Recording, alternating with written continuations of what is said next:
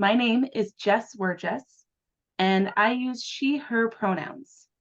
I am a femme-presenting person in my 30s with long brown hair, glasses, and I'm wearing a colorful peacock-esque shawl over a green dress. Today, I will be reading a sermon originally given by Reverend Kaaren Anderson called My Humanist Monster on a Heritage of Mixed Blessings. Reverend Anderson's message begins with a brief reading by the Reverend Dr. William Schultz, former president of the UUA, former executive director of Amnesty International, and the former executive director of the UUSC, from his essay, Our Humanist Legacy. There is a lot of nonsense that passes for religion in this 21st century, as it has in all the preceding centuries. Religious humanism is willing to call a charlatan, and while reason is by no means the only vehicle of religious exploration, we abandon it altogether only at our peril. Where would we who cherish the natural world be without religious humanism's insistence that the world is a seamless garment and that we humans are a part of the weaving? When the Unitarian Universalist principles revere the interdependent web of all existence of which we are a part, they hark back to that fundamental humanist point, that human beings are a part of nature and have emerged as a result of a continuous process. Or consider religious humanism's courageous faith that the future of the world is in human hands, not those of an angry God or inexorable fate. Humanism beckons us to believe that we make a difference to history. This is a source of my own passion for social justice. In fact, human rights themselves, as articulated in the Universal Declaration of Human Rights, are grounded not in the callings of the divine or the imperatives of natural law, but in the common experience of human empathy, transmogrified into a set of guidelines designed to affect a civilized world. Finally, what kind of people would Unitarian Universalists be without humanism's generous contention that the blessings of life are available to all, not just the chosen or the saved, and that they appear not in the miraculous or extraordinary, but in the simple dress of the everyday. I have a monster. My monster isn't a figment of my imagination or a hallucination or a pesky holdover from a childhood I can't seem to shake. It is not a pet. No. My monster hangs out under my bed and pokes at me when I reread a paragraph because I don't get the argument immediately, or when I have to look up words like asymptotically, sophism, and inimical. It whispers, I told you you weren't so smart. My monster mocks me with searing laughter when I try to make it through a lecture on existentialism or postmodern pretty much anything. Its laughter gets haughty and sharp the more I try to articulate to a friend just what the heck the lecture was about. It was on something about something, I say. My monster is the life of the party in my head. When I'm in conversation with academics who are theologians and philosophers, especially those who live in that space where hegemony, epistemology, and eschatology show up in every other sentence. Ironically, my monster and I hold the same theological foundation, the humanism that Reverend Schultz spoke of in my reading. It serves as the ground of our being, but it turns out each of us, my monster and me, lean into different sides of our dear humanism. I toward the humanism of the heart, and it toward humanism of the head. The reality is, my monster and I have been going at it for a long time. I fell in love with humanism in high school at the Unitarian Meeting House in Madison, Wisconsin. The minister there had a master's, an MDiv, and a PhD. It was the Reverend Dr. Max Gabler, who shared his intellectual humanism through a caring, enlivened sense of being in the world. He was charming, witty, a beguiling man who was 5'6" only in dress shoes, and surely came out of the pages of an illustrated version of St. Nicholas. He could wink at you and make you feel, well, delighted to be alive, because he was as delighted as well, just like St. Nick. You see, the meeting house of my youth did not ask of me leaps of faith. Rather, it asked me to align my actions in accord with age-old truths of loving my neighbor as myself. It didn't ask me to believe in a God who was seemingly capricious and willy-nilly. It didn't ask me to not ask questions. Instead, it told me curiosity is the blessed gift of the holy, and that somewhere, within and beside others, answers can and do arise. In the end, I had found home. My humanism is grounded in the idea that when the chips are down, I put my faith in human beings to pull me through. That it is humans who save and transform me over and over again. It is humans that have saved me from a selfish meism that can destroy my well-being and lead me to false idols. It is humans who have loved me so fiercely that I am brought back from despair, loneliness, and isolation. They have cajoled me into my better self when at times I frankly don't want to bother with the effort.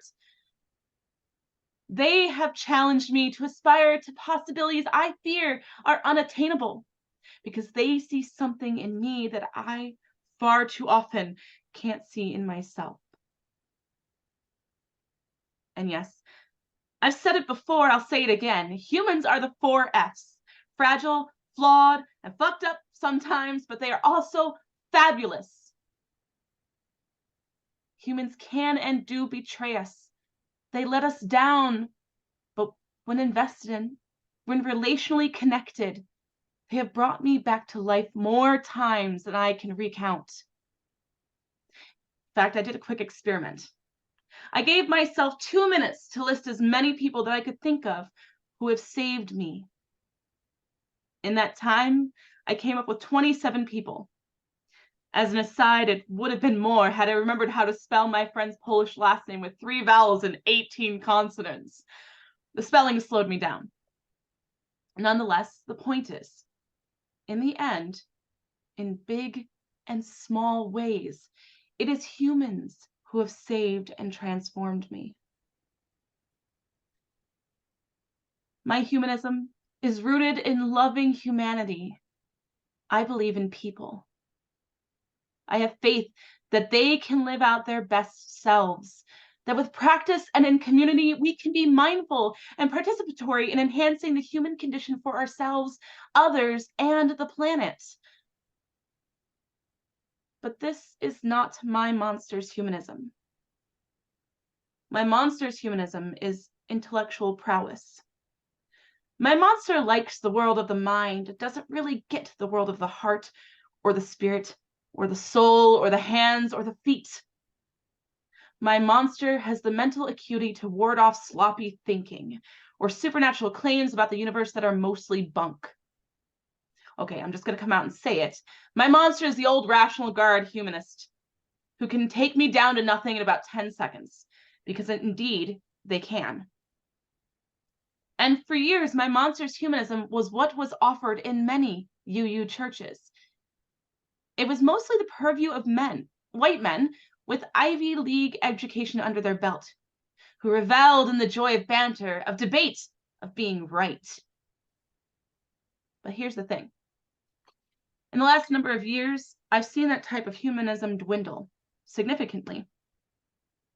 Now within our UU churches, there's a far greater understanding that we can hold head and heart together in our humanism, in our communities.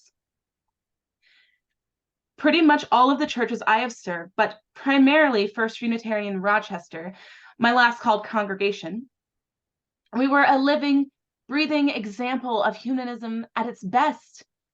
A humanism that was inclusive, that left room for theists to jump in and hold God and love God without being pressured to become non-theists themselves. Our humanism was that embracing. At least, I thought it was. Until a couple of years ago when I had this very weird exchange.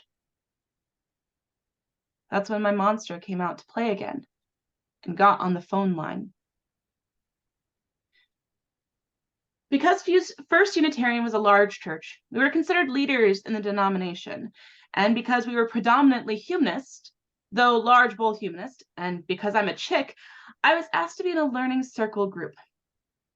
An online learning circle with 2 Harvard humanist chaplains, 2 old guard humanists with considerable funding abilities, another community minister who is female, 2 leaders within the American Humanist movement, and the 2 minister facilitators from the UUA. 6 men, 3 women.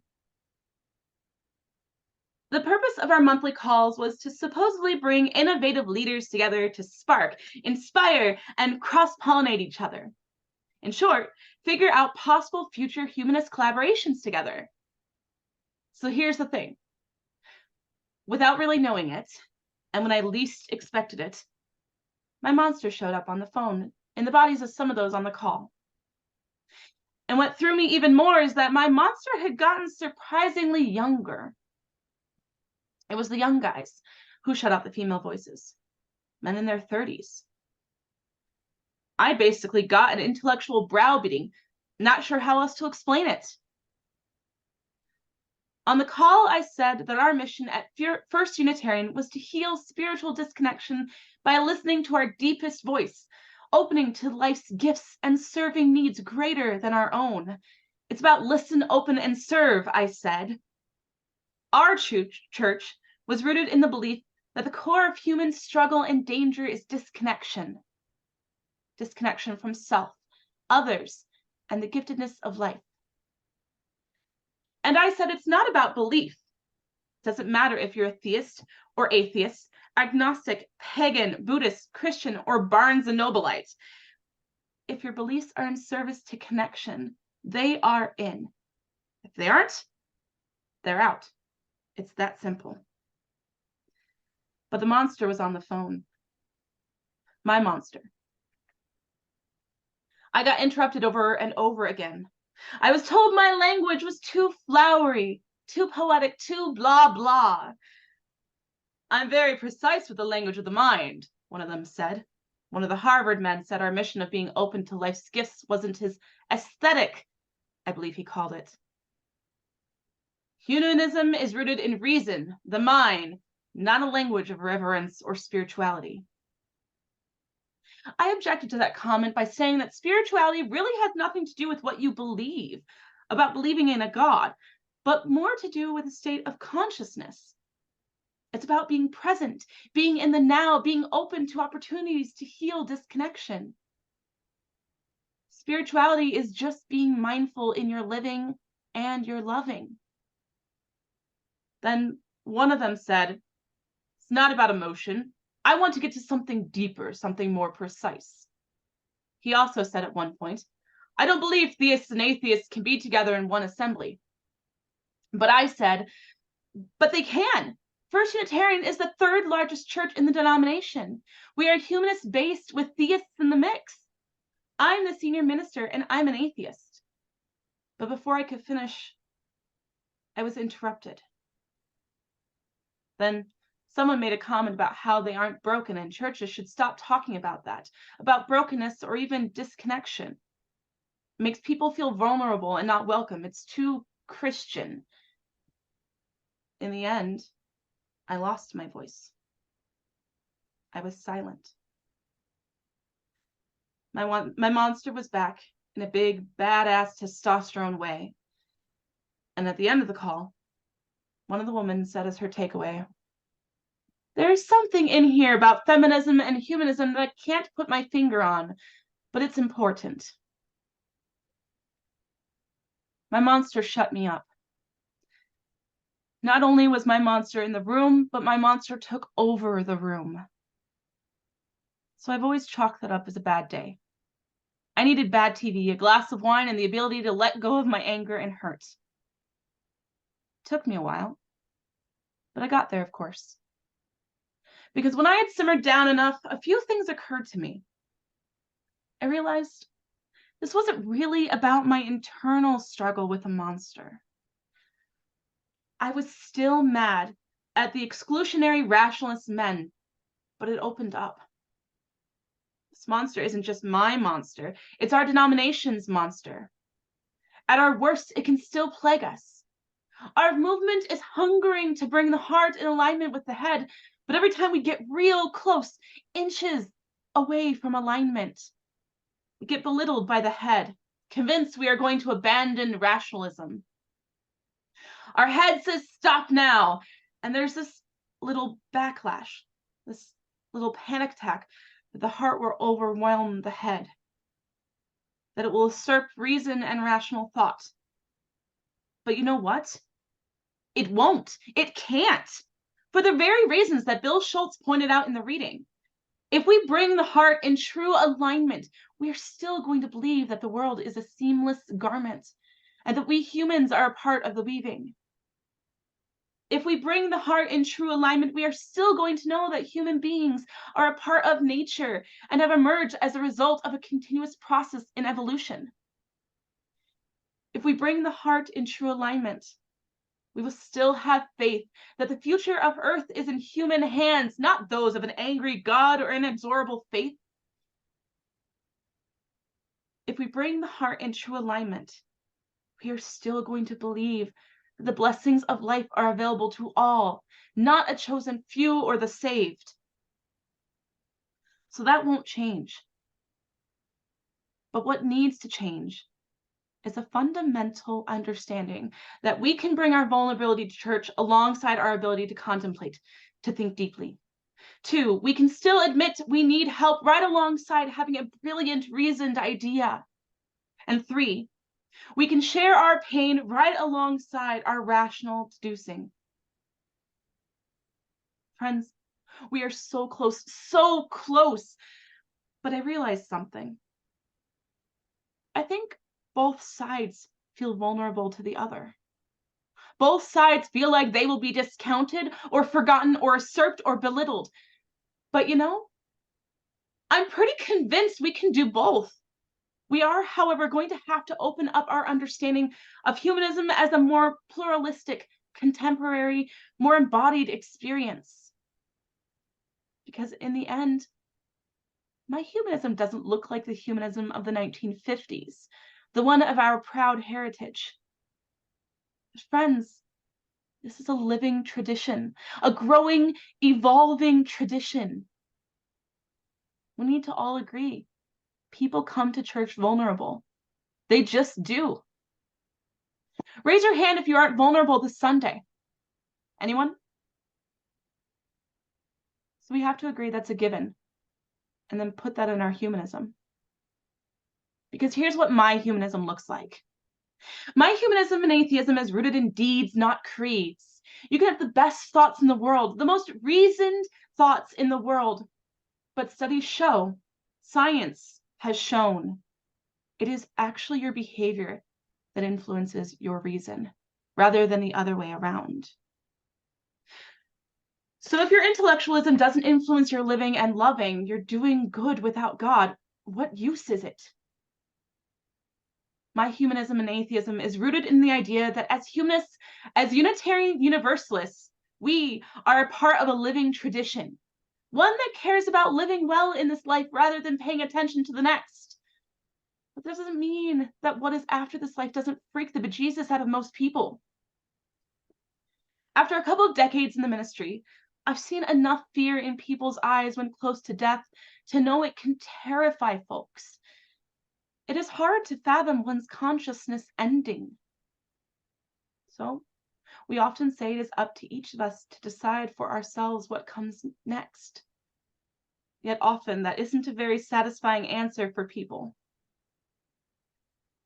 But I actually think we have an answer. I talked about this last week. The answer for what is comforting and what supports us at death is science. It is thermodynamics, it is physics, it is biology, it is evolution. We are always still connected, as we have always been. I got a tattoo on my arm to remind me. I've got today now to live, but it also reminds me I am connected. It says, "From stardust I arrived, to dust I shall return."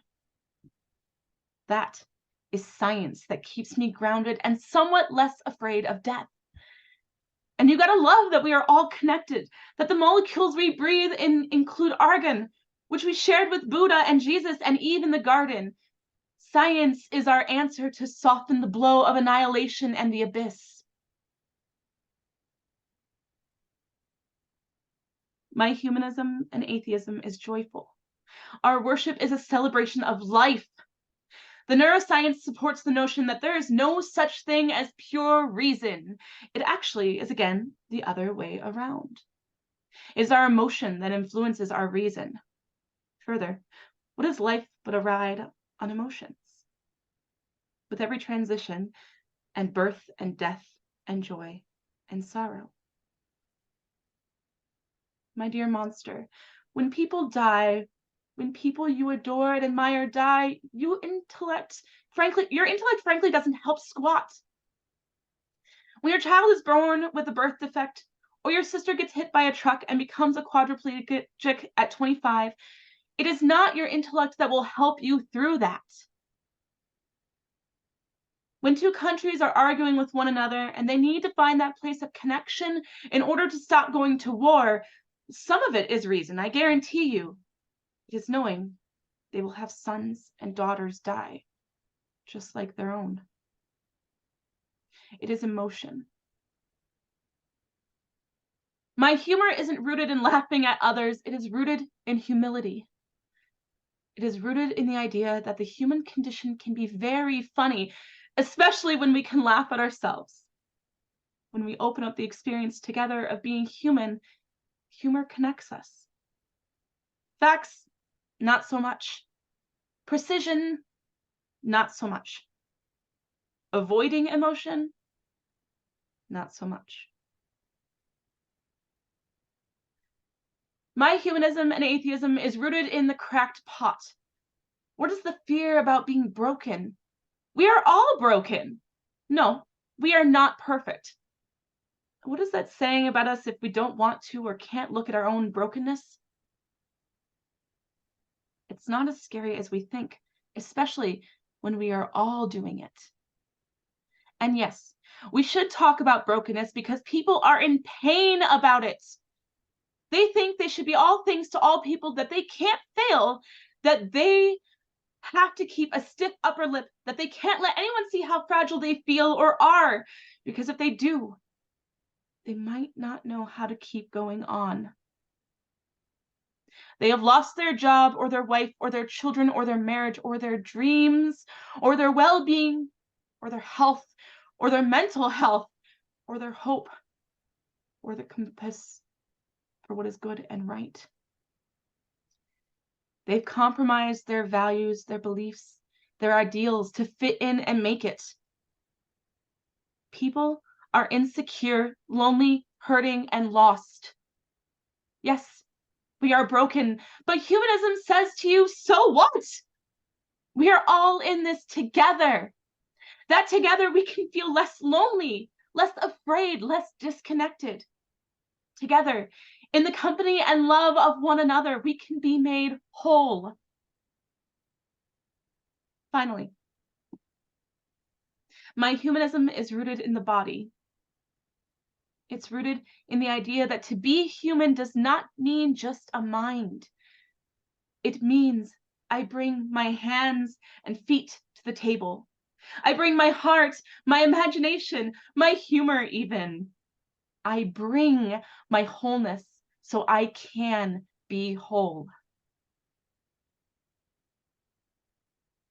This is a soft way to end, but hopefully the most telling of my humanism. The heart and the head need to make room for the whole body, your body. So I want you to listen to these words written by my past director of religious education, Sheila Shook. Your curiosity began as lightning across the sky.